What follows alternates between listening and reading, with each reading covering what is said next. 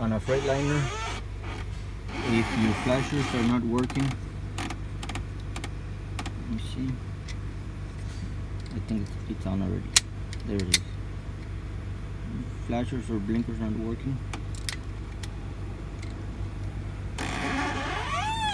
and this is good.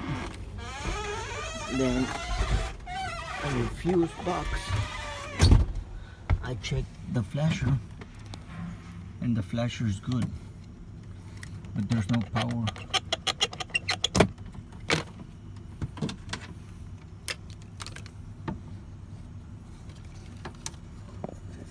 Let me get ground.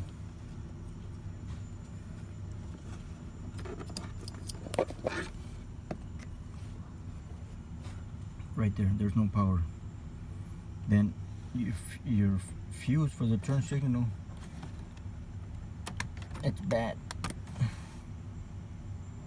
There it is, it's bad. So by replacing that fuse, then you should have power for the flasher. There it is.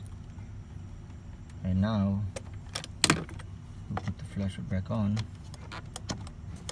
and you can hear it click click. And then on the dash, there's your hazards. So when your hazards are not working, or it's not just the flasher, check for a fuse.